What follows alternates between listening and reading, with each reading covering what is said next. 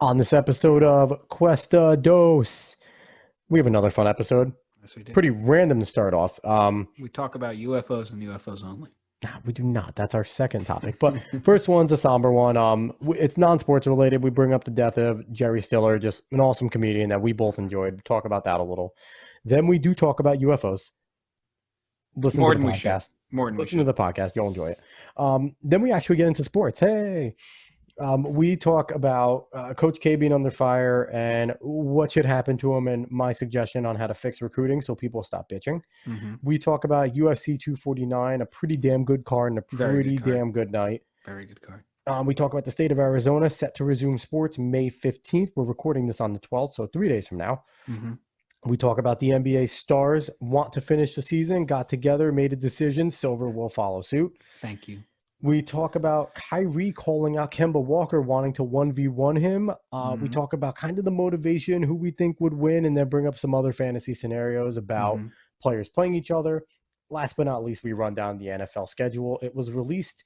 We are getting football. I am confident it is happening. Cannot wait. All right. So without any further ado, surgery on Yapti says, let's go. Enjoy the show, everybody.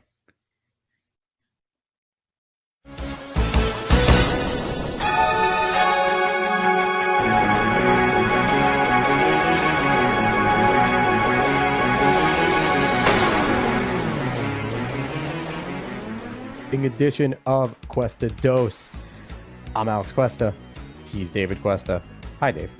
Hi, I'm a little hyped up tonight. David is very hyped up, and we're probably going to touch on that pretty quick, why David is hyped up. Now, first of all, everyone saw Yapti for the first time last week, I think twice, right? Sad to report, Yapti had to undergo surgery. I play with him with my, me and my daughter, we joke around. I chase her around with Yapti. His jaw broke. His bottom jaw fell off. Put some super glue on him. Hopefully Yapti can live. He's now our official mascot and our official logo. If anyone's curious what the hell our logo is, it's Yapti. Yep. It's the boy. Yapti's like 25 years old. Fun fact. So trying to keep him alive. Hopefully the surgery works. But we are going to jump into, we're going to start a sports show off with some non-sports stuff, which probably is going to put us a little long, Dave, because there is plenty of stuff to talk about with sports. But we're going to start with some non-sports stuff. Unfortunately, we have to start with the RIPs every week, it seems now. This one is non-sports related, but I just needed to mention it because this guy deserves it. Yeah. Rest in peace. Jerry Stiller passed away, 90 years old. Man. When we talk about the best comedians of all time, Jerry Stiller normally wasn't mentioned, but when you sit there and you think about everything he's been involved in, it's one of the funniest guys ever. Amazing in Seinfeld. Just everything he did was good. I know we're going to miss him in the world because me and you, we grew up with him as like the grumpy old comedian. He was always funny, always sarcastic. Hilarious. Dave, any words about Jerry Stiller's passing? I mainly remember him from King of Queens. Mm-hmm. And that was, his character is fantastic. He's just a crazy man. But no, he's really funny. And he was 90. I mean, it was more or less expected that he were to die soon. Yeah. But still, sad to see. Yep. And, prayers go out to Stiller family. Obviously, Ben Stiller, his son, Spotlight, megastar, definitely dealing with some stuff now. Like everybody else, the stars are hunkered down with COVID-19, probably hunkered down in a little bit better situation than the rest of us, but reality strikes the same way. It doesn't matter if you have money. So it all kind of sucks in that sense. We're going to jump on another topic that has nothing to do with sports. Could affect us in sports in the future. Yes. I'm going to bring this up. Yeah, I don't Dave, want to go too long. You could bring it up. Go ahead. I don't want to go too long. No, we don't have to go too long, but we could touch on it because we think it's important for society. Okay, so the reason why I'm hyped up tonight is I don't know if anyone else realized this, but the Pentagon said that 3 videos of UFOs are real. We have no idea what the hell they are. I think they came out in 2016 is when they were put out by the Navy. Yeah, the U.S. Navy caught these things on video. Whether deliberately caught or not, I don't know. Mm-hmm. But it's terrifying. I genuinely do recommend. Well, it's terrifying and awesome. Awesome in the sense of the way the word's supposed to be used.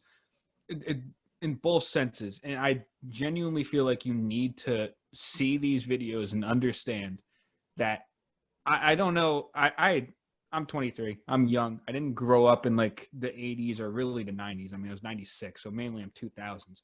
But I know damn well that a lot of people, UFO craze was a lot bigger back then. Yep. And this news should be one of the biggest things we've ever seen in our lifetimes. I'm very surprised that it's not. I mean, I know we have the pandemic going on, but this is years and years in the making. So I genuinely feel like everyone should look at this and try to understand that the U.S. government is now acknowledging UFOs, and it's something that we need to think about. You know, we just had the Storm Area 51 kind of joke, I guess. That was a people meme. were pretty That was a serious meme. about it. You know, people were pretty serious about it until the creator was like, listen, this isn't actually happening, you morons. Like, don't do this. Stupid, yeah. But that did spark a little bit interest back into that similar thing. But you're right. And I grew up in the 90s. Our dad's a Trekkie. He's not one of your typical like Dungeons and Dragons Trekkies, but he's watched everything. You can quiz our dad on anything Star Trek from Captain Kirk and Captain Picard, and he will rattle it off. He's pretty good with all that stuff. Yeah. I grew up watching Star Trek Next Generation with dad and Deep Space Nine, and kind of, you know, making myself look nerdier. No, I am really nerdy, sorry. But you know, grew up watching that stuff. And this is a lot of the stuff that those people that were engulfed in Star Trek and Star Wars and Battlestar Galactica and things like that. And even, you know, we see the resurgence of Lost in Space, but those types of things, science fiction was massive back then. Yeah. And again, like you said, it took took that generation by storm. So it is surprising. Just to give a reference for people, if they're interested, why I think David freaked out a little bit is because one of the videos shows a 50-foot unidentified flying object not good literally show up in the middle of a war games simulation by our military, where the coordinates of the war games are top secret. The perimeter coordinates, the longitude, latitudes are top secret. Only the pilots and the people that told them knew. And for whatever reason, this pill-like 50-foot structure jolts right in the center of it, hangs out, and in 2 seconds gets to 6,000 miles per hour and leaves. And that's only in the video. They track this thing for the next 6 days. It hangs around for 6 days. So it's a little wild. You could believe what you want to believe. Yeah, I know. Listen, I choose to believe that the universe is too damn big for us to be alone, so this doesn't surprise me. Yeah, and listen, I know that this is a sports show, so maybe we shouldn't be talking about this too much. But just one real quick thing. I know that we are assuming it's aliens. I feel like there's not entirely a way to assume it's another country and or us ourselves, you know, just being very secretive. Yep. Mainly because we might see more of that technology in the first place. But I don't know. Anything could happen. All I wanted to say is that these videos are real. They are acknowledged. I really feel like people should watch them and see just what has been around our airspace, and maybe some things that you might have seen that you think you're crazy, but might not be crazy anymore, because apparently these things are active, whatever the hell they are, whatever the hell you're seeing, unless whether it's a natural phenomena or something from space or another country. Tying it back to sports, if anyone has ever seen Futurama, we can get sports like they had in that show, if this is legitimate. So maybe we could be friendly and have some cool, different, like space football, new rules. All right, so let's tie this back into sports completely. Let's get on to our actual itinerary. We took our tinfoil caps off, put them to the side, and we're going to start off with something that me and Matt Santos, we had him on last week, and fun to announce, Matt Santos is officially going to be starting a show with our buddy from Personal Foul Podcast, Colton Gesser. Now you guys can't go back now that it's officially on the air. But me and Matt got into a nice friendly debate in our little chat group, because we have a little friendly chat group. And it had to do with the fact that Coach Krzyzewski, Duke head coach, legendary coach, is now under fire because massive investigation, and it revealed that Zion basically was in a pay-to-play for Duke. And we got into a war of words over what should happen to Coach K. He's saying Coach K needs to get fired. This precedent has been set with Miller from Arizona, Pitino, and he needs to be fired if this is legitimately true. I'm of the mindset of don't fire people over paying. Every top athlete's getting paid. in football and basketball. If you don't think so, you're lying to yourself. They're all getting paid, whether it's by the school or by boosters. So get off your high horses. Miller shouldn't have been fired. Coach K shouldn't be fired. Pitino was running a brothel. Pitino should have been fired. If you're running a brothel, not even a question. If you're running a brothel, if you're soliciting drugs, if you're putting kids on steroids, anything like that, yeah, you should get fired. If you're paying a high school kid that has never seen probably more than like a $200 paycheck from McDonald's in their accounts to come and play at a prestigious school for about a year or two and then go on to make millions anyway, leave it alone. And I don't want to hear about the small schools, because the small schools would pay too if they could. So, Dave, what do you think about this situation? Okay, so in a sense, I feel like you're both right. See that? I agree with you saying, no doubt, everyone's paying these top athletes. If you're not playing to win. Yep. If you're not willing to cheat, you're not willing to win. That's the thing. A lot of people believe. The whole booster system is designed to pay these athletes without the school getting caught. Exactly. So I understand that very much so. Mm-hmm. But the problem here, the problem always seems to go back to, lies at the NCAA. Of course. You cannot set a precedent and then go back on your precedent. I mean, technically you can. You're really the only game in town, but it's another thing that does not make them look good. So he needs some sort of punishment. Now, I agree with you. These coaches shouldn't be fired for this, but since the precedent has been set, the NCAA needs to clean something up. It's either you continue with this precedent or you acknowledge that your precedent is baloney and you say, okay, we have to set something new here. Otherwise, you're just looking more and more like a foolish organization. So that's the whole thing here. Because I completely get what you're saying. Yeah. Based in reality, every top player is getting paid, no doubt. Everyone's going to do that. Even the small schools that can do it are going to do it. Yep. But you cannot go back on your precedents because, honestly, like we see now, the G League is getting players. Maybe Euro Leagues are going to get more players if they can go and earn money just for a year and then jump to an NBA roster spot immediately. So you cannot make your organization out to be that stupid all the time. I think we're going to see a suspension. I think that's something, and I think that's fine. If you want to suspend these coaches for a few games, maybe half a season, go for it. I think Coach Boeheim got a similar thing over in Syracuse where he was caught up in some stuff and he got suspended, couldn't be behind the bench. I'm fine with that. Suspend him. But Boeheim didn't get fired. And I'm pretty sure Boeheim was some recruiting tampering stuff. I thought the Syracuse thing was them getting their classes. The classes not being done by someone else. Something like that or something of that nature, but I feel like this is a similar issue. It all has to do with the athletes and getting the athletes perks that they didn't necessarily have. Yeah. Money's a little different, but you know what though? If you're giving these kids free rides through school, there you go. It's a similar situation. So there's precedent there to give coaches who have necessarily have been involved for decades, 30 years almost. Yeah. Squeaky clean record and get caught doing one thing. I don't think you have to fire them. So it got me thinking, Dave. The only way for everyone to be happy and to get off their soapboxes, stop recruiting. Best way to do it. So you let these top athletes, they can hear pitches from all the schools that want them. They can make a list of the top 5 or 10 schools that they would go to. The scholarships are laid out there for them, what they would give them, this and that. And then from that, it is all the pinballs, boop, picked out. That's the school that the kid goes to. And that's going to happen. But... And once a certain number, and once a school gets a certain number of these top kids, they're automatically out of that lottery. So it starts with number 1, and then it goes down the top 50 McDonald's All-Americans. And, you know, because they're the big ones. After that, it's a free-for-all, normal recruiting style, whoever you get, blah, blah, blah, blah, blah. But that would also make it even, because Matt brought up that Wolford was apparently on the short list for Zion Williamson. They were never on the short list. I said to Matt, they were definitely the school that talked to him when he was like 10 years old, tampered, probably did something illegal then, because you're not supposed to talk to these kids. And he was basically giving him a, thanks for showing interest, but yeah, cool, I'll put you on the list. But that would give them a legitimate chance. So, because if he actually had them on a short list, ping pong ball, you're an idiot, you put him on a short list, got to go to the small school.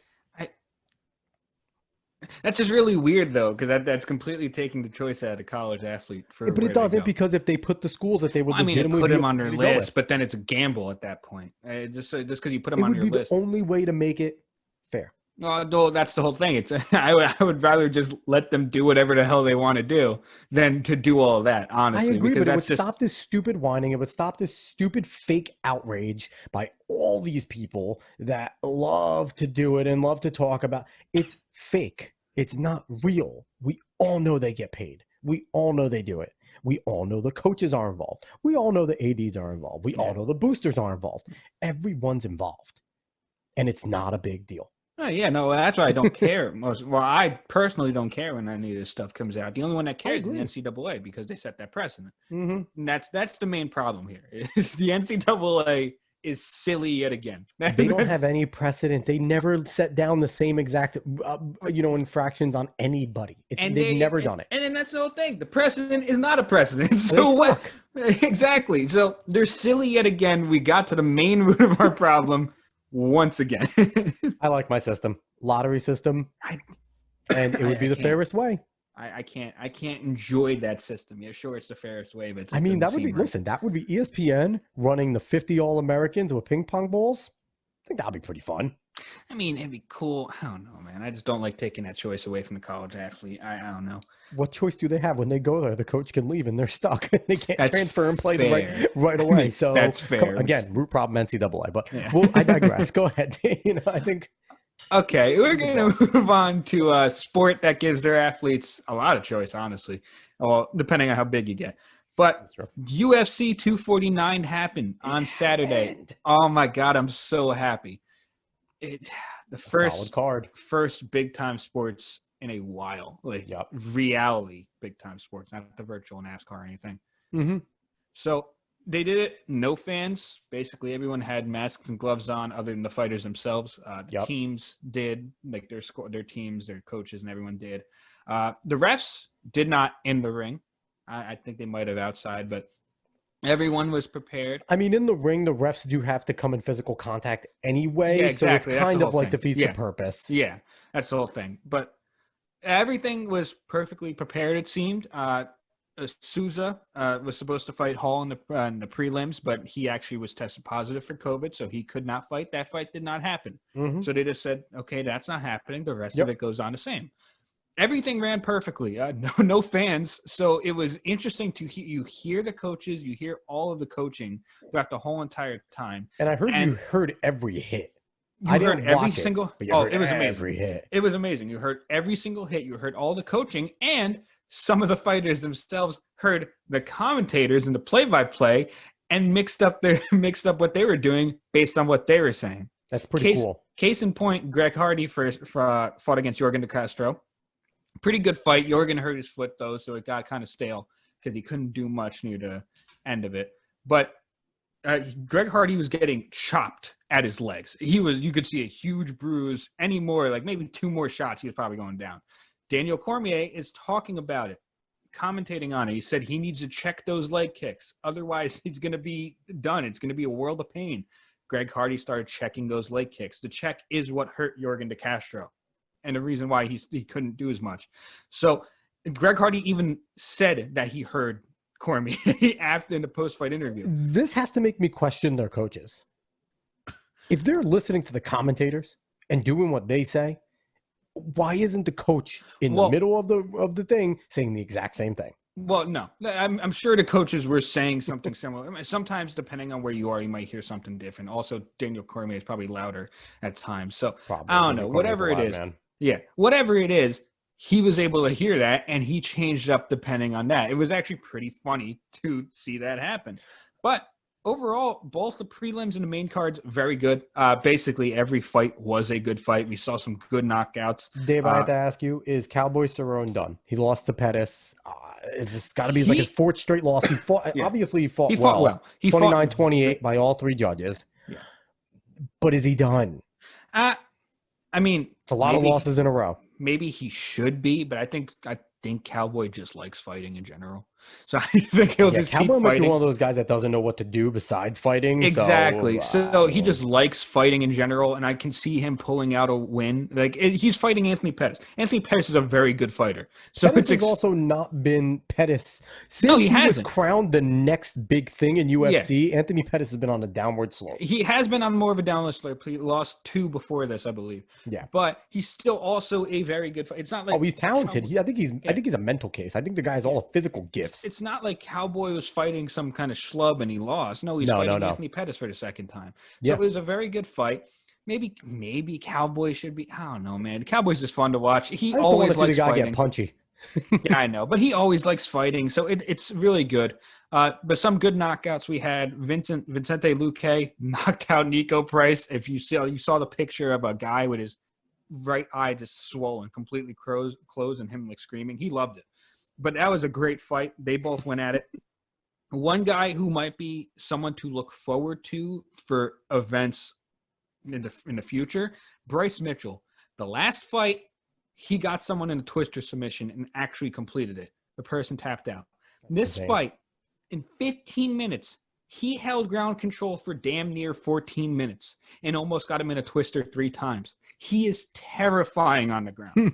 Absolutely terrifying. So he might be someone to look forward to. The main card was very good. Francis Ngannou just knocked out Rosenstruck in 20 seconds. You could literally watch that fight on Twitter, I'm pretty sure. So that's scary. Ngannou's a scary man. Henry Cejudo beat Dominic Cruz. There was a little bit of a controversy of the ref calling it. If he called it earlier, I don't think there's as much of a controversy. But Cejudo ended up retiring after the fight, so he's done at least for now. We never know when fighters might come back. Yeah, we never know with any of the athletes anymore. If you've been watching The Last Dance, you know that. Exactly. And Justin Gaethje actually beat the ever-loving shit out of Tony Ferguson. I'm sorry for cursing, but it was a good fight. Big ups to Tony Ferguson for staying up.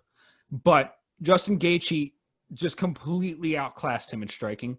Maybe it's because Tony was preparing for Khabib, but even then, Tony Ferguson's also a very good fighter. So, I mean, it's not like I expected more from him, but Gaethje really just came out firing on all cylinders.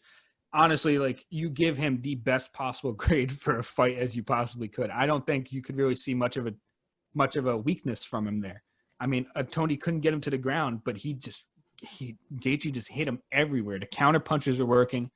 Only one time Tony caught him with an uppercut, and that's because Gaethje was having fun, and he tried to hit a big uppercut where he spun around and tried to hit it. I saw Gaethje went to the ground once, and that was it. Yeah, but he got right back up. Yeah, he was never hurt. He wasn't hurt. It's just basically made him stumble. Yeah. So he fought extremely well. I know. I saw an update today that Dana White said Gaethje versus Khabib is probably going to happen in the summer. So that should be a pretty good fight. I hope Gaethje can do everything he can to stay off the ground against Khabib, because then I think he has a pretty damn good chance. But also Conor McGregor during the event was basically just wanting to fight everyone. He's such a troll. I know. It's incredible. But I think his next fight is going to be Masvidal. And I think that's going to be a very fun fight. That'll be a fun fight to definitely watch. Yeah. I know you weren't able to watch any of it. No. Catch some of it, like later on as clips. Yeah, no, I saw clips, and, from what I saw a good amount of the Gaethje Ferguson fight. Mm-hmm. And I think it's just a clash of styles, because Ferguson got some punches in.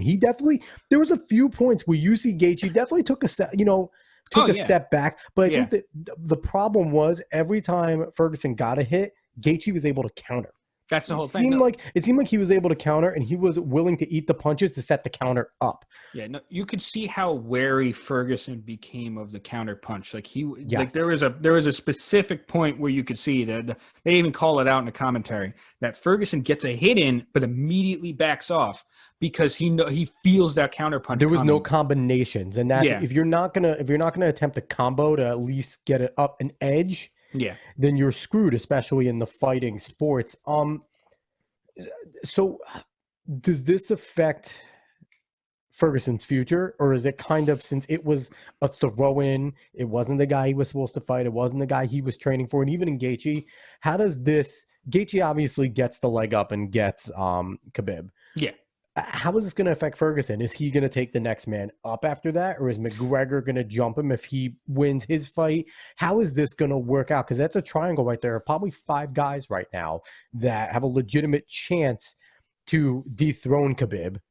And essentially, because Khabib is bar none the best guy out of those 5 currently, with probably Conor sitting there second. We all thought Ferguson was probably the third or maybe second. Gaethje has something to say about that now. And it's really an interesting group of 5. They really have a good group there to kind of play with. Yes. How does this affect Ferguson in that grouping? I think it definitely does drop him a bit. I mean, I know it was a throw in, but I mean, Justin Gaethje really just basically, he's not like he was preparing either. Yep. So you both still had around the same amount of time to prepare. I know Tony had to divert his training to a different style. So yeah, that does do a lot to you. But I can see him dropping. I mean, we'll have to see, because Tony Ferguson is a good fighter.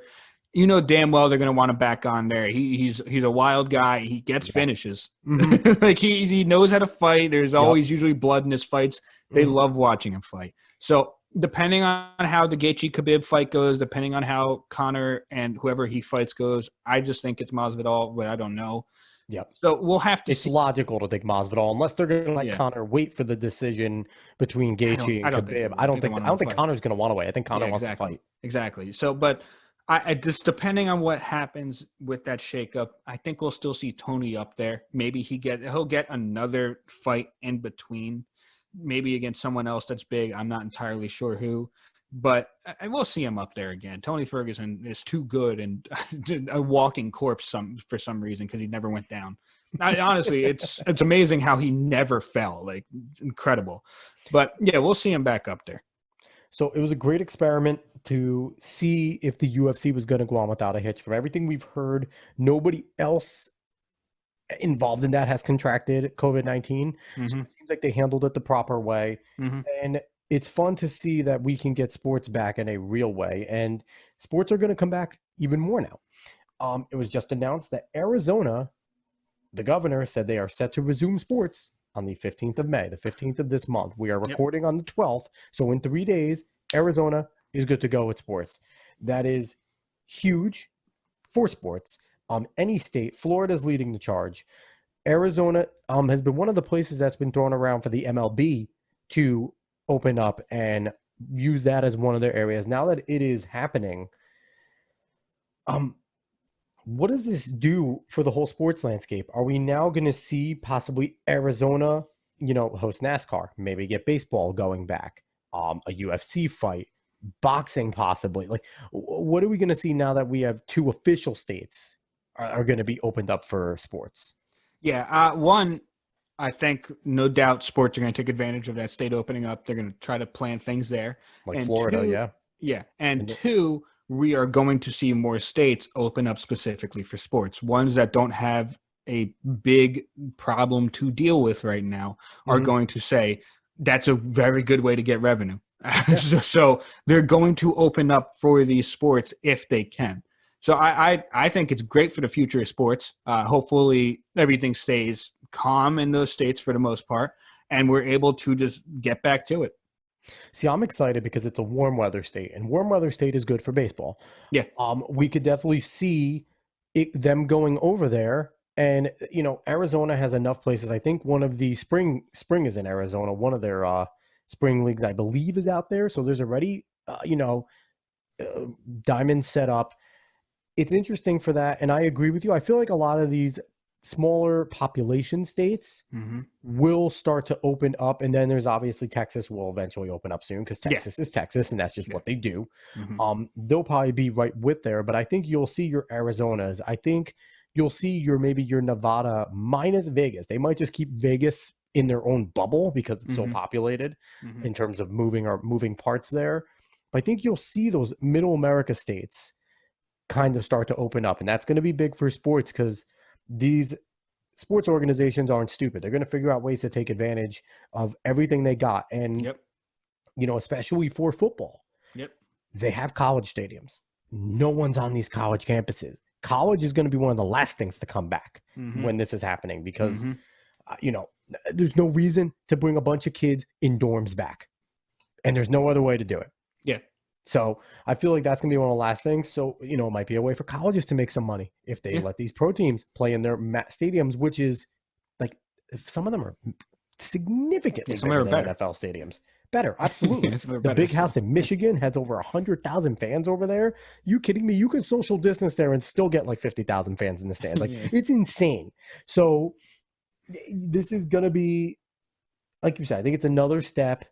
We'll see how it works. Again, if Florida starts to have a spike in cases again, everything's going to shut back up. So this is all very fluid, but I think it's cool. It's good for us sports fans that we are going to awesome get. For us. We are going to get some sports back, definitely. So I'm excited for that, Dave. Oh, me too. And, like you said, the leagues themselves are going to take advantage of this, and the players themselves want to play. They're going to take advantage of this as well. So the NBA, a bunch of NBA stars, Players Association gathered together. CP3, Chris Paul, gathered them all together. They didn't gather together. They had a conference. I'm sorry. Well, it was a gathering at a conference call. I'm sorry. But Chris Paul got LeBron, AD, KD, Giannis, Kawhi, Curry, Dame, and Russ on a conference call. I'm sorry. I was about to say gathered together. Don't accuse them of things that aren't happening. People are going to jail for not social distancing. Oh, man. And they agreed during the conference call that they want to finish the season. How that happens, I'm not entirely sure, but it's a good thing that the players themselves are in some sort of lockstep with the league of wanting to finish the season. Yeah, it's really cool. I go back to our episode last week with Matt. Matt, made the statement that he doesn't think the NBA season is going to come back because the players control it. And the league doesn't tell the players what to do. The players kind of do whatever the hell they want, and it's true. But now the players want to play. Yeah, and I think Adam Silver has wanted to play this whole time. I don't think Adam Silver doesn't want to play, but I agree with Matt. Adam Silver is very much a players commissioner. Yeah. He's lets the guys be the guys. He basically runs through them. He's very close with the PA. So it's a cool situation there where now these guys want to play. With fans, without fans, they want to finish the season. And again, a lot of these guys, they're all friends in general, so it was probably pretty easy for them. They're probably all talking to each other anyway. 100%, yeah. So it was probably pretty easy. Now, there's some, I don't know if it's smoke and mirrors. I don't know what it is, but Woj dropped a tweet that said that the NBAPA, the Players Association, was doing polling of the players to see if they want to come back. Now, the PA put out an official statement that no such thing was happening. There's no polling going on, and that was through Shams. Two of the most, probably 1 and 2 in terms of the trusted sources. Yeah. So it's kind of pick your poison. Who do you want to believe there? It's really, it's a difficult choice. But, I have to kind of side with Woj here because if this conference call is going on, then why aren't they? If these guys are cool with it, if the superstars are cool with it, then why aren't they going to pull the rest of the league? You know what I mean? Yeah. It would make more sense that with this happening, that the polling's happening. Maybe the PA just doesn't want it to come out because they don't want constant scrutiny of their athletes now getting the question, like, do you want to play? What did you say? Are you on the no? Are you on the yes? Because it's, a lot of us would be curious to see how they want to go. The Nets had a situation where they had COVID. How would the Nets want to do? Do they want to finish it?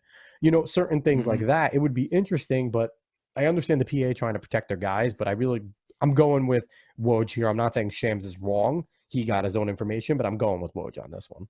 Yeah. I mean, it's really tomato at this point with this conference call coming out. So, I mean, whether they polled him or not, all that matters is that the biggest stars want to play. So, of course, other players are going to want to play just as well. And it's funny because I do think that most of them wanted to play in the first place. Yeah. It's just that the way things are, you can't just come back. So I think this definitely proved that they want to finish the season, man. It's no matter where you were, maybe even if you were like last place in the conference, like you still want to finish your damn season. Like, because you never know if you're going to see some of these players on your team again. You never know where they're going to go. And 2, it sucks when you can't do something that you've been training your whole life for. Is Gobert going to play another game with the Jazz? Yeah. Is Donovan Mitchell going to sit there and say, I want this guy next to me playing? Yeah, I think he will. At least if they finish this season, yes. Okay. So, talking about the superstars, very interesting. We're both Brooklyn Nets fans, so Kyrie Irving has spoken, and it's a pretty interesting thing that he said. Now, Kyrie is an interesting guy, and you never know what's going to come out of his mouth. He was on an IG Live, I guess, show. I guess they become the shows now. A lot of IG Live are doing things like that. A lot of people. Daryl Chuck Bryant, professional basketball player, had Kyrie on. And somehow or another, they got around to, I guess it's been floating around that Kyrie wants to, go Rucker Park style one-on-one against a lot of his peers. And, he asked him specifically, like, who would you want first? And if you read the quote, he's like, multiple times, K-Walk, K-Walk, I want K-Walk. It's got to be K-Walk. One-on-one, me versus K-Walk. Respect him. Obviously, we respect each other greatly, but one night he drops 40, I drop 40 on him. It's got to be K-Walk. Dave, this is interesting. Kyrie was in Boston. Kemba Walker now replaces him in Boston. The competitiveness, Kyrie's not an idiot. He hears it. He hears all the Boston fans. He hears everything that goes on. Basically, people saying they'd rather have Kemba than Kyrie there anyway. Does that kind of play into Kyrie's mentality here? Like, I want to see him one-on-one. I want to school him, and I want to show Boston that they have the worst out of us too. Or is it kind of just a respect thing? Like, that's a guy I see myself matching up well, and that would be the funnest game right now. Okay. See, it would be really juicy if it's the first one, but I know you follow the same guy I do, Anthony Puccio. Very, very good reporter. Pooch is a friend of the show. Everything Brooklyn. Had him on. He's amazing. Yeah, everything Brooklyn, whether it's good or bad. He doesn't report just only good things about Brooklyn. It's good or bad. He reports. Pooch is an honest reporter. Exactly. And the ESPN Sports Center put this quote out of Kyrie saying this about Kemba, and it would be 100% juicy if it's the whole Boston dynamic. Yeah. But Pooch brought it back, said, I'm pretty sure he was talking about redemption from the AAU days. New York versus New Jersey, which makes a lot more sense. Kyrie did say that. Exactly. He did say, New York, New Jersey. Yeah. That makes a lot more sense.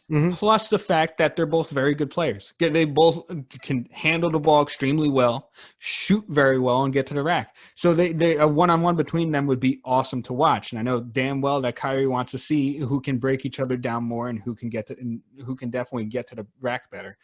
So I think it would be juicier. It would be a very good Kyrie story for it to be, I want to prove that Boston got the wrong guy. But I think it's more of the AAU days. Because if you played basketball, if you played AAU and travel, you remember those goddamn days. You remember who you went up against if they were big time. And if you lost to them, you do want to beat them. So, I think it's more of that than it would be of Boston.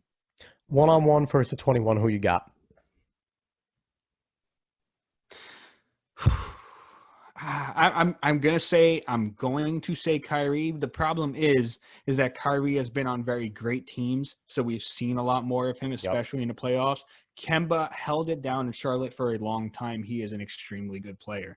So I don't want to say like Kemba wouldn't get him at all. Kemba could definitely win that. But since we've seen more of Kyrie, we've seen him do some disgusting things on the court to just full teams. Just like then Kemba has as well, but we've seen Kyrie do it more, so I'm going to go with Kyrie. I'd go with Kyrie too, as long as we don't get UConn Kemba. If we get UConn Kemba... cardiac Kemba, that might be it. And almost anyone in the league. He would win 21-0 against everybody. Yeah. Like, cardiac Kemba was the funnest. I haven't had more fun watching a tournament than when I watched him play. Yeah. But overall, you got to look at the tiers a little bit. That's a big respect thing for Kyrie, wanting to call him out first. But if you look at kind of the tiers, Kyrie is in the echelon of legitimate superstar in the NBA. Where Kemba, like you said, Charlotte probably hurt his star and his stock. It did. But has always been kind of the guy that's been mentioned as the borderline superstar. A more interesting matchup to me, and not to disrespect Kemba at all, a healthy John Wall against Kyrie. Those two guys to me are basically carbon copies of the way that they play and the ability to finish around the rim. John Wall. A little more explosive, John Wall. John Wall's more athletic. He's more explosive than Kyrie. I don't say athletic. Explosive, yes. But I think Kyrie's more creative around the rim. Yes. But in terms of handles, Kyrie's better, but God, it wouldn't be by much. So We who would forgot you about a have with healthy John Wall, man. I Wall? A want him back. healthy John I Wall want versus him back. Kyrie. Who would you have a healthy John Wall versus Kyrie? Oh my God, I don't know. It's been so long since I've seen a healthy John Wall. Like Yeah. everyone forgets about how good this man was. Oh my God. But that's a tough one. I still might have to go Kyrie, but then again, like John Wall could win as well. So I still think I would give the slight edge to Kyrie, but it's up in the air. 1v1 is tough. I would love a point guard tournament. Yeah. Love a point guard 1v1 tournament. Get Dame in here, get Curry in here, get Luka in here, get Trey in here. Get the best. And screw it, throw Spencer in there. I would love to see Spencer put his skill up against the best, because when we didn't have Kyrie or even D'Angelo Russell, who should be included, when Spencer was running the show, he was going up against these best guys, and he was keeping up, and he was the superstar for the Nets when the Nets were superstarless. Yeah.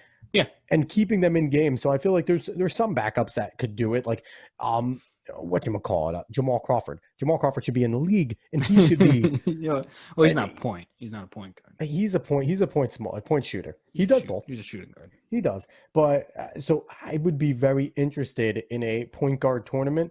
If you want to sit there and sell me on that, honestly, NBA, get it done before the season starts. Get a point guard tournament, test all these guys for COVID, do rapid testing for every single game, make sure everybody's healthy, and let's do it. You want to make some money, you want to get viewership, you put these marquee guys up against each other, especially at the point guard level, because it's the most skilled guy in the league right now is your point guards. God, that would sell like hotcakes. It would be so much fun. Yeah, that would be awesome. That would actually be a fantastic thing to watch, especially at Rucker Park. That would be awesome. Rucker Park, or even down in Baltimore at some of the legendary areas there. Yeah. There's just so many places you can go, and you could do it in different spots. You can do like different tournaments. Like, all right, Kyrie won here, and his record's there, and then we go down to Florida, and down in Florida it was John Wall. It would be so much fun if they made a little traveling thing out of it while we don't have basketball. Yeah. Yeah, no, that would be something really fun to watch, honestly, at any time. If they would just want to do it as something at any time, I'd watch that. But yeah, we need it. Yeah, we need it. But we got to move on. No, we don't. Got to move on. We got to move on to our last thing before we get too far into that. I guess so. Something else that is going to be a lot of fun if it happens, and it's damn sure hope it happens. It really looks like it is. With Arizona opening up, Florida, North Carolina is basically on board. They're doing the race. More of it's going to open up. It's happening. Goodell Bot definitely wants. His prime directive is to open up. And they're monitoring Premier League and seeing how they're handling it since they're trying to open back up. So the NFL is doing something interesting to see how they're going to run their operations. It's the other biggest sports league on the planet doing it as well. So it's cool that they're monitoring that. Yeah. But the NFL schedule dropped. Every single team has their schedule now. We know who we're facing. There are some fun games to watch this year, some very interesting games to watch this year. I know you have some. Which ones are you looking forward to? Chiefs Ravens. We were robbed of that last year by the Ravens being inept by the Titans being great. A little bit of both. Kind of what we both predicted with, Lamar had a great game, but they forced him to throw more than he wanted to run. And that kind of got him in a pickle. And the Titans just ran the ball and kept him off the field. Yep. But we get to see what everyone thought was going to be the AFC Championship last year. Week 3, Chiefs and Ravens, marquee game. The Super Bowl champions against the team that might be their kryptonite, because if they can do, they're going to try and do essentially what the Titans did to them. They're going to let Lamar run. They're going to run the football, and they're going to try and keep the Chiefs off the field. It's going to be that's going to be a great game. Yeah. No, that game, that's one of the games I'm 100% looking forward to, especially if Lamar can keep up what he did from last year, which I'm expecting to at least somewhat of that ability. So one thing I will say, and I've had this thing about the Chiefs in the back of my mind that I needed to talk about, is we need to remember that while this team is amazing, one of the best offenses we've ever seen, can explode and score in a matter of minutes, multiple times. We need to remember that this defense is not any good. The Chiefs defense really isn't good. Tyrann Mathieu does great things with Chris Jones, and they do great things. They have some good people on that defense, but that defense is not very good. Which is bizarre. It's bizarre because During the Alex Smith years, the defense was their calling card. The Chiefs' defense was fantastic. They had Houston rushing the passer. They had some really talented guys there, and now it's flipped. Yeah, completely. And the whole thing is we've seen this Chiefs offense stutter in times in the games. Now that has been overcome by just within 10 minutes scoring 21 points. But we've seen them stutter for multiple drives in games. No matter how good they are, they've done it. Every offense does it. So the Ravens damn well could be their kryptonite because I don't think they can contain Lamar Jackson like the Tennessee Titans could. And the Ravens play defense. So exactly. And the Ravens play very good defense. The Chiefs are going to have to score on every single drive and mostly touchdowns, which isn't out of the realm of possibility. No, they it's not touchdowns at all. Majority of the time, but I see what you're saying. Yeah, and like we just cannot forget, no matter how great that offense is, that it was 3 comebacks, but 3 comebacks that could have been stifled by just field goals on 3 drives. So that's the whole thing. We have to remember that even though this is a great Chiefs team, they have a very big weakness there, and the Ravens could exploit that in week 3. And we talk about, can Lamar keep it up? Can Patty keep it up? We've seen him do it now, but the great ones don't just peak and then, he's fantastic. He did it 2 years in a row. So I'm not doubting him, but we see a guy like we talk about Russell Wilson a lot in the group, and the bizarre number that just came out that the man has never received an MVP vote. Drives me out of my mind. Saying that Russell Wilson has never. I have been critical of Russell Wilson up until last year. Me and you both, Dave, not the biggest Seahawks fans under the Russ and Cowell era, but last year, Russell earned every bit of my respect.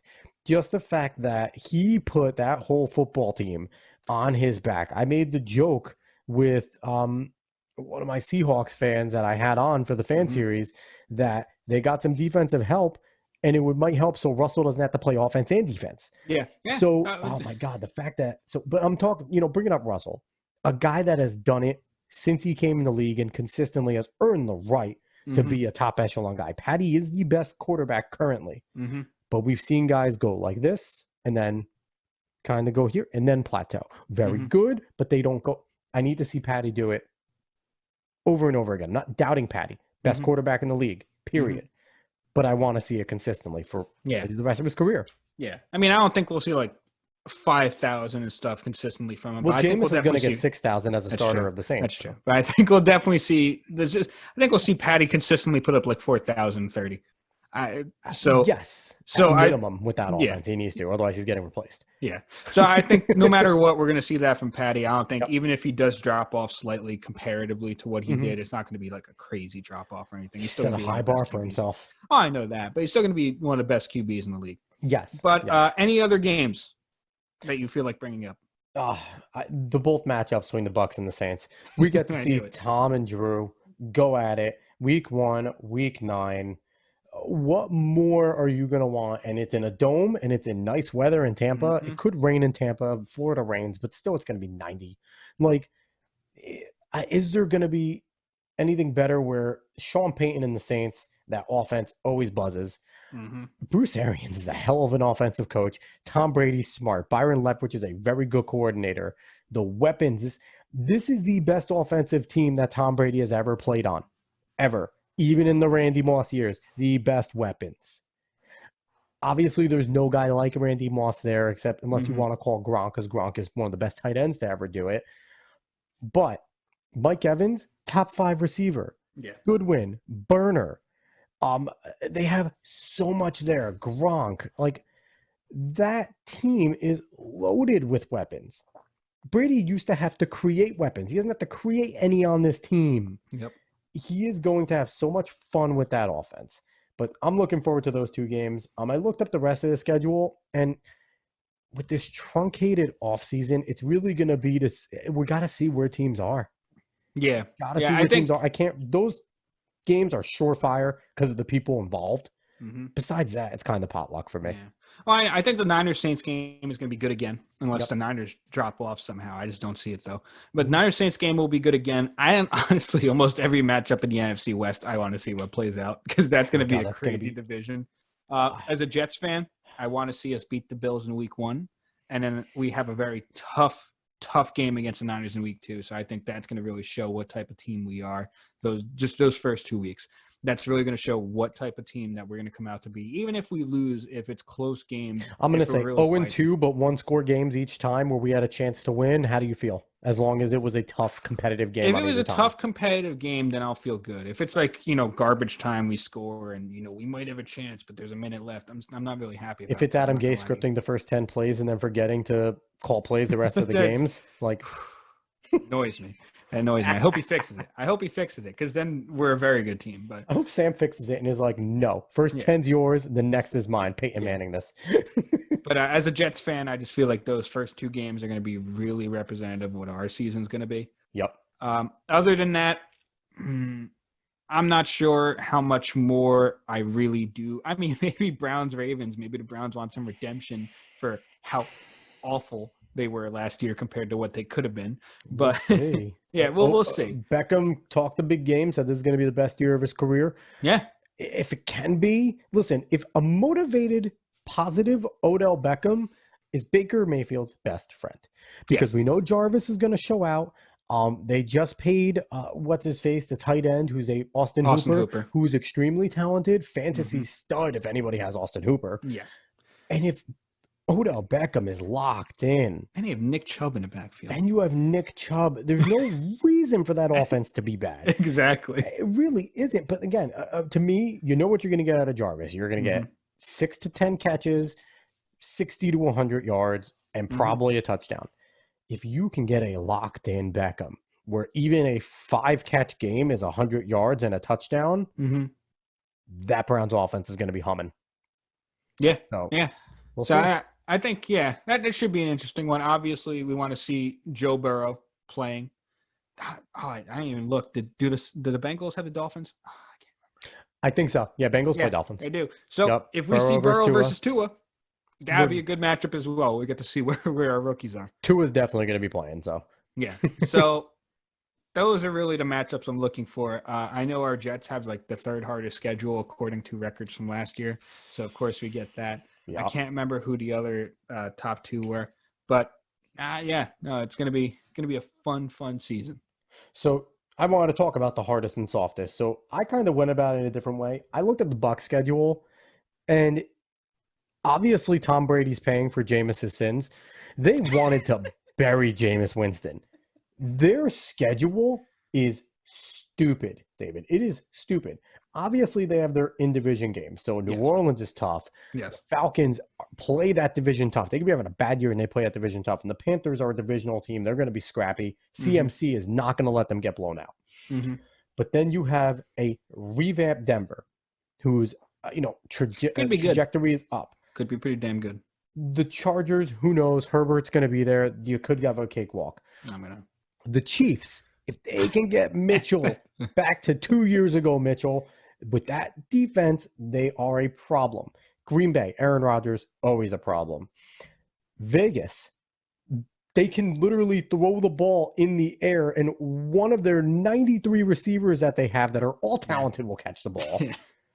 They play the Giants. Daniel Jones, potentially, if he takes the fumbles off, him and Saquon could be a hell of a tandem. And also Slayton out there is expected to make a big jump. He was a really good rookie last year.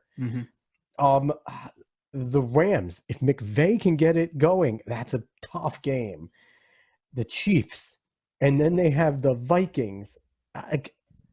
Their breaks are, they have the only break in their schedule is Detroit week 16 and week 4, the Chargers, bye week 13. There isn't a break besides that.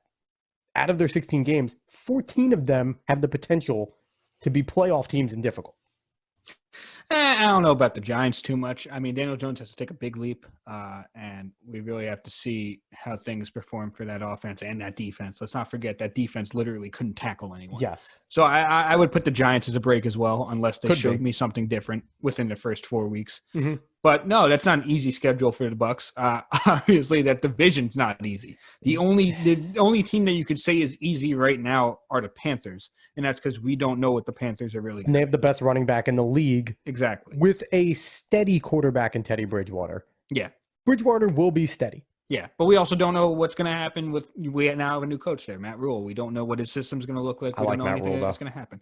Well, yeah, but you never know what's going to That's true. happen with a new Yes. coach in the NFL. Mm-hmm. So the Panthers are the only ones that are really going to be any sort of easy. The Falcons, for some reason, turned it on and looked like the team they should have been on paper last year at the end of the season. So they're still like a somewhat of a frightening team. The Saints are always a frightening team. They'll get Brady Gronk trauma, though. That is true. That is true. You know, it's interesting. I'm wondering really how much Gronk is going to have, like, an impact-wise on that team. I'm really interested because it's interesting with Gronk, too, when I think about it. They have all the weapons on the outside they need. Where Gronk is going to be huge staying on the field is his blocking. Yeah. We forget he was one of the best blocking tight ends in the game as well. That's what made him an all-around freak. Yes. Was the fact that you never needed to take him out of a game. Mm-hmm. Yeah, so that's the one that I see him having more of an impact than receiving, honestly, because of his injuries and because they have O.J. Howard and Cameron Brate. Unless they get rid of him. But they like should get rid of O.J. Howard. O.J. Howard hates football. Yeah, but they have, I'm just saying, they have other options that are talented. Yes. It's not like Gronk's not talented, but Gronk he's been injured. We've known this. Mm-hmm. So, like, he's not like he's just taking time off from the Patriots. No, he's been injured. So it makes Gronk more just sense. wants to party in Florida. Yeah, it makes more sense for him to be just a presence there on the field and blocking a lot more than he is going out for passes over the middle that get him in very deep trouble with getting hit like low. I think he's a third down guy and he's a red zone guy. I think those are going to be his main roles. Third down, catch the ball, get us a first down, because he's unstoppable in open space and he can get anywhere he wants. Mm-hmm. And then in the red zone, you got him and Mike Evans. Throw it up to one of them. Yeah. So it's going to be interesting to see. Now, I went by division here because I kind of looked at the divisions and who they have. Yeah. So the toughest divisions, you mentioned the Jets, the AFC East, they have both West divisions. They have the NFC West and they have the AFC West. Yeah. They have other throwing games there, but Jesus Christmas. You're talking about the NFC West sucks, man. The NFC West is difficult and the AFC West is difficult. Yeah. Now, AFC West has some difficulty. The Bills are a good team. The Patriots are still my favorite until proven otherwise. I don't care what anybody says. The Patriots are a 12-win team to me until they lose 5 games. And then they're an 11-win team to me. And then they never, until Belichick is gone, I can't see that team relinquishing it easy. The Dolphins will be scrappy. They're not going to be Tua. If Tua is as good as people say he is, he will show flashes and he will have certain games like the Jets did with Darnold where you see what he can be. And he's going to put up a 40 spot. And and it's probably going to happen against a division opponent. It'll happen against the Jets. And so, you look at that division and they're not even a cakewalk in their own division. Now, the East isn't the strongest division by any stretch, but there's potential there. I also see the AFC South. They have both the AFC North and the NFC North. That sucks too. You have Lamar. You have the Steelers, who are always fighters. Joe Burrow could end up being good. The Browns, like we said, could be good. But then Aaron Rodgers, Kirk Cousins, the Bears defense, the Lions, if Bizarro Stafford shows up, he's Stafford the MVP trying to do anything for that Lions organization. Keep taking away superstars from him. Just hate him. Just hate him. He has Galladay to throw to. It's Galladay and him just kind of very good though. Yeah, exactly. But I'm just saying those two are just kind of spinning around in a circle, and everyone else is just kind of kicking them in the nuts as they go around. Like that's basically that whole franchise. And then my last hardest division, basically, the NFC East has it terrible. They play the AFC North and then the NFC West. That sucks. That might be the worst. That might be the worst right there. That sucks. That's so awful. They get, and then in division, another 8-8 winner. And even when their teams are bad, they're one of those divisions that they do beat the hell out of each other. The Redskins are, they could be better this year, but they still will sneak out a win against each of these teams on their home. And the Eagles, as long as Wentz is healthy, you can pick them to go to the Super Bowl. That's how good he is. Dak Prescott has weapons upon weapons upon weapons. If he fails, the Red Rocket's going to come in and do what he needs to do. That's a good team. And then the Giants, we discussed it. If Daniel Jones takes a step, Saquon, Slayton, that could be a good team too. And we're speaking a lot of what ifs, but there's a lot of what ifs this year because we haven't seen much. So Do you have any other hard team schedules, divisions that you saw? Not really, but the Cowboys are going against every single Bird team this year.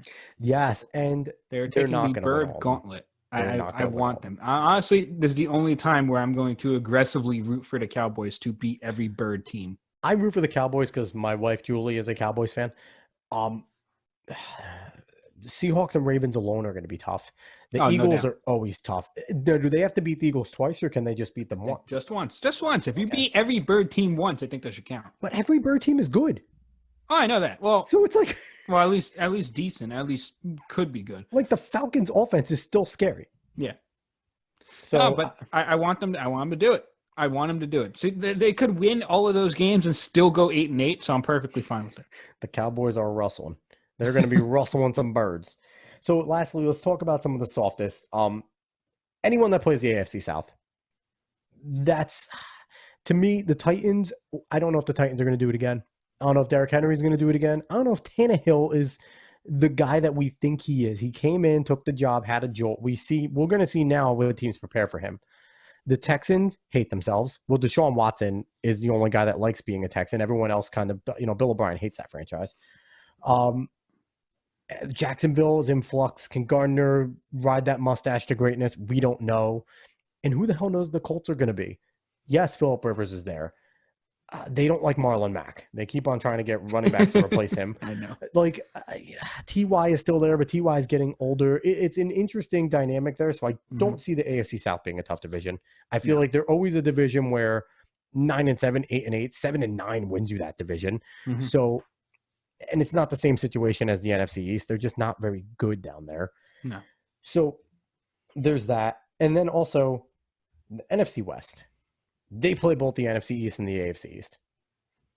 Two divisions that are good, but not, I mentioned that they, some of the NFC teams can be great, but is Wentz going to be healthy?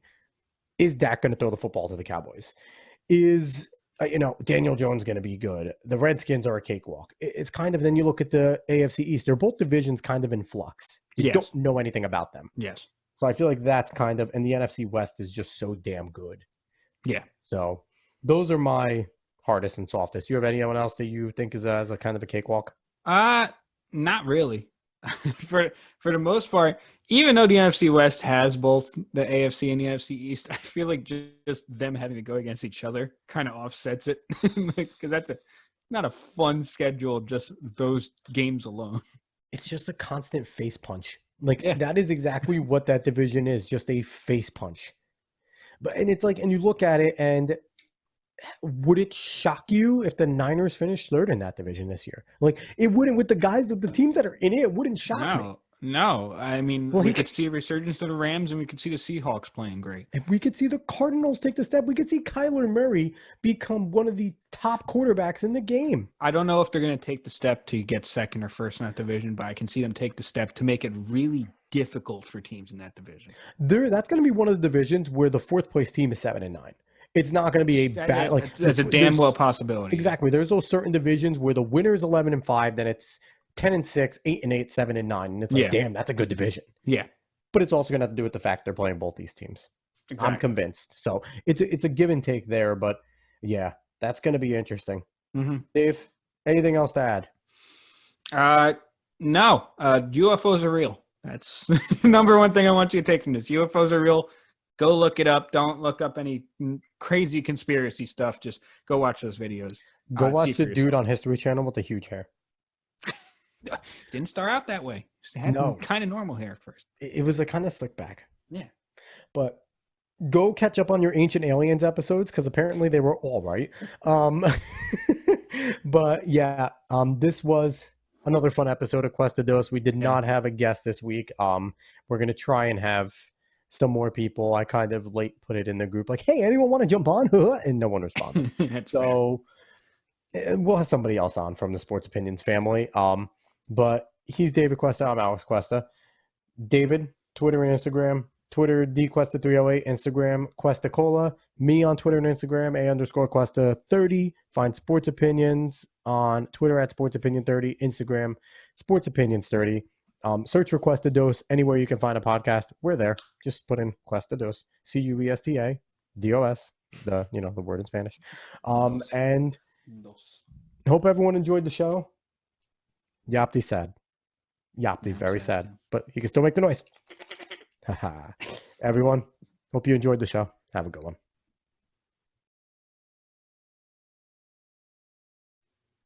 Okay. David, tell the people what you just told me. Okay. So what if, with all the UFO stuff going on, what if the way that they introduce themselves is through Space Jam with LeBron James? What if they do that?